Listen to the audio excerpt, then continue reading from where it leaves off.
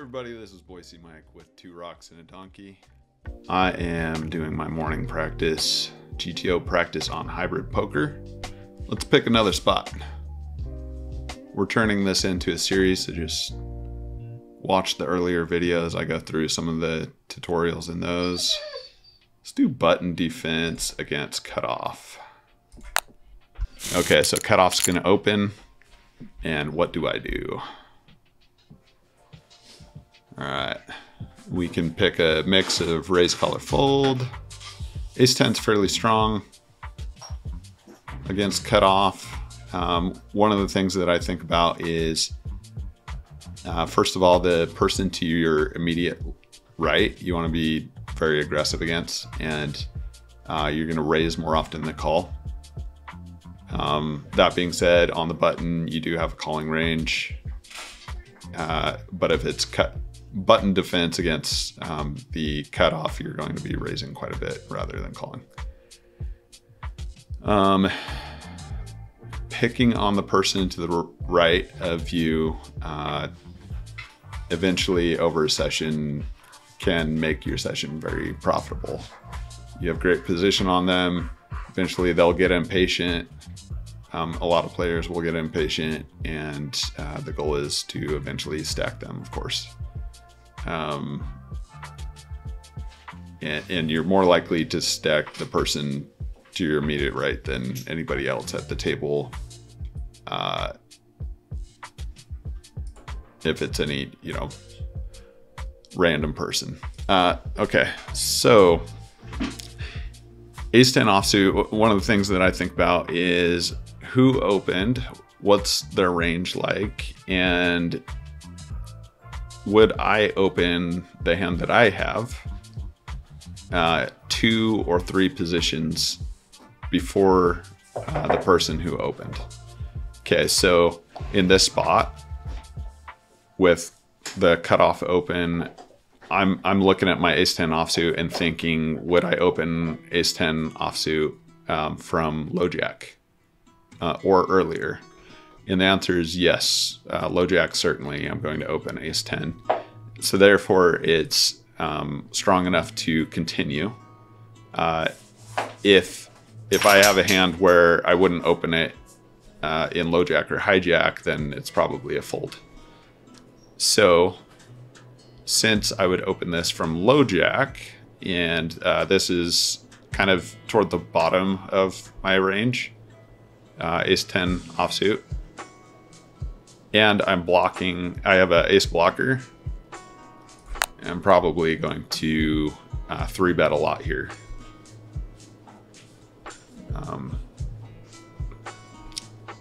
And with such a weak hand to 3-bet here, it's somewhat of a 3-bet bluff. Okay, do I call here at all? I don't remember the answer to that, but I'm going to assume it's about 100% raise. We'll see. It's a raise or fold situation. All right, we just learned something. 50% raise, 50% fold. So that actually makes a lot of sense. Like I said, the Ace 10 offsuit is bottom of the range. We're looking at the range now. And really your 3-bet is practically a bluff since it's the bottom of the range ace offsuit. And because of that, some of your Ace 10s want to fold, half of them apparently. Okay, so let's take a look at this chart, memorize a few things. Okay, so of course we're 3-betting at some frequency for all of the suited aces. You're going to want to do that a lot from the button. And Ace 10 offsuit on up for offsuit aces, you're going to do some 3-betting at some frequency. Broadway cards, you want to have a jack or higher in almost every instance, except for King 10 offsuit is an exception. Kings are strong for, any king is strong for or lots of kings are strong for a 3-bet because of the king as a blocker. So that's why you're picking spots like the king 8 suited to 3-bet, king 7 suited, king 5 suited. Obviously, those are bluffs, but they still will be able to realize equity in position if you get called. And then suited, we see that the low card you want to have is 9 or higher in most instances, unless you have the ace as the top card or the king as the top card. Suited connectors, we're going to 3-bet at some frequency and call it at some frequency, and you're doing the same thing with all of the pocket pairs you're continuing with, except for some pocket 4s, pocket 3s, and pocket 2s, which you're flatting at some rate. Okay, we can see the full range. You are 3-betting 11% of your range and calling 6%. So there you go. Against cutoff, your immediate right, you're going to want to do a lot more 3-betting with your range than calling. It's almost 2 to 1.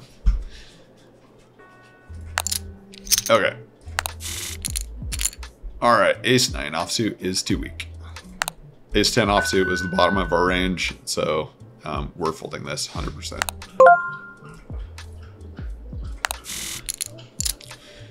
Okay, suited connectors, we're going to want to raise or call at some frequency. 3-4 suited, it's pretty weak. But I think we do want to play this a little bit. I'm trying to remember the chart. I don't think we play this a lot. Let's do something like 13% 3-bet, 6% call. Look at that, we fold. Okay, so 5-4 suited is probably the bottom of our range for the suited connectors. Yep. Whoops, made a mistake. All right, let's keep going. See, I just tend to be a little more aggressive than GTO recommends, and this is helping me adjust. So adjusting down my aggression. Okay, so we know pocket 9s are strong enough. The pairs that we want to 3-bet or call at some frequency are 5s on up. So we're going to 3-bet 9s at some frequency. And to gauge what frequency, you got to think how far up on the range the 9s are from the 5s, which are the bottom of the pair range for 3-betting. So, all right, we're never folding, but we're not, I don't think we're 3-betting at a very high frequency. So you got to think about the proximity of pocket 9s compared to other parts of the range. So we have suited connectors right around there. Jack 9, Queen 9, suited. All right, so we don't want to 3-bet this a lot. Let's do like 35% and 65% call. Oh, it's 47.53. That was fairly close.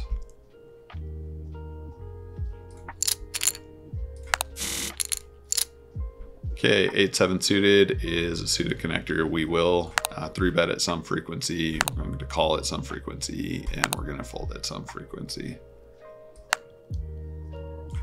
Let's do like a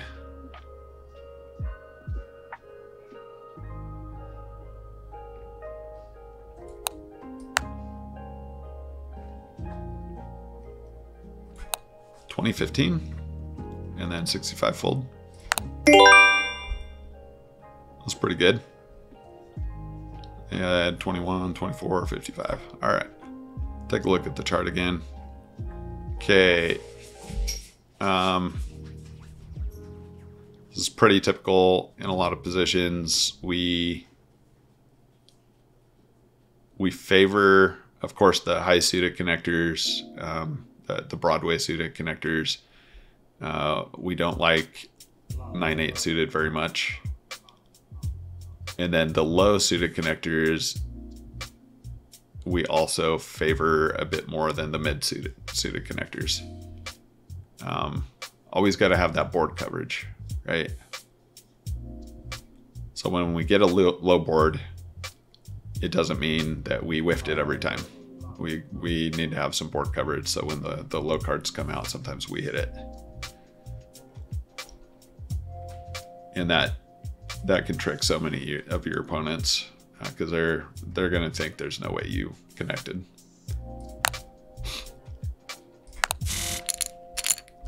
It's one of those situations where you can stack people often when you have like 5/4 suited and you smash the board. All right. All pocket pairs, we call it some frequency. Remember that 5s on up are the ones that we 3-bet at some frequency. So 3s we're going to call, and we have a very high fold frequency. So let's say we call this 10%. That's pretty good. All right. We'll do a couple more.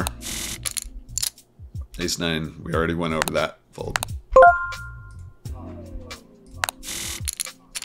Ace Queen is strong. All right. This is a very high frequency 3-bet. Trying to think if there is some calling in the range here, or some calling frequency with this hand, I mean. I don't think there's any calling with this. Let's see. No. You 3-bet the ace king every time. There is some calling with the ace queen, but it's only a tiny amount. Let's do like 15% or 20%. Let's do an 80-20. Wow, look at that. Call 48. Once again, sticking with the theme, I tend to be a little more aggressive than GTO recommends, and this is helping me adjust down that aggression.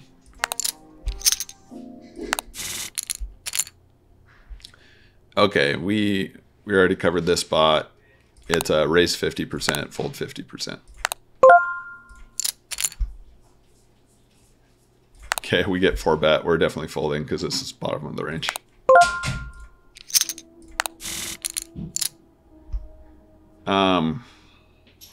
We don't love Queen 10. Let's see. Let's think about that. Oh yeah, this is a fold 100% because we want Jack is the low card or higher. The exception is Ace 10 and King 10. So we're gonna fold.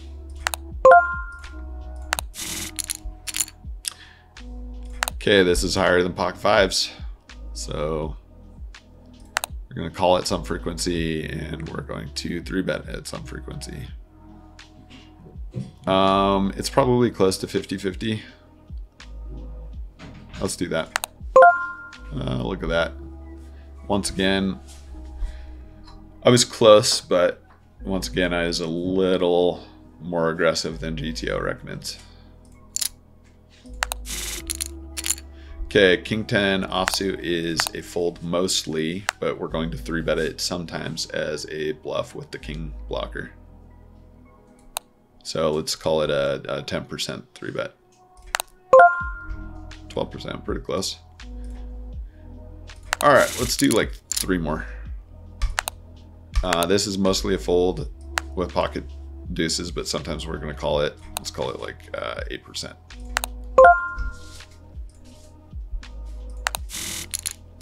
Pocket queens. Let's see, do we want to raise this 100%? Do we have flatting here? No, it's 100%. 100% 3-bet.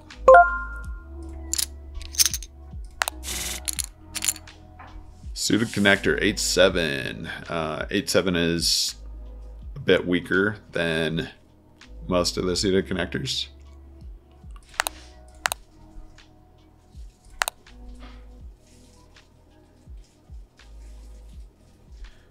Okay, 3-bet. Let's call that like 15%.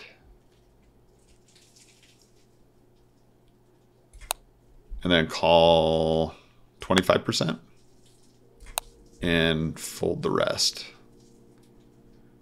Look at that. That's weird. It doesn't add up to 100%. How did that happen?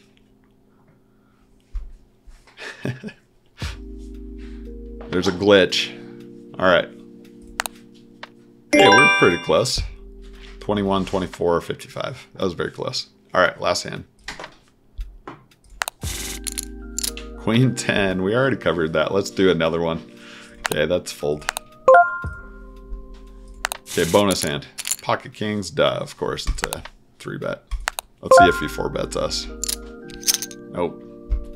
All right. So, hope you all learned something. I sure did. I do every time. It's great to memorize all these spots. And yeah, thanks for watching. This is Boise Mike closing out for 2 Rocks and a Donkey. Please like and subscribe. Thank you.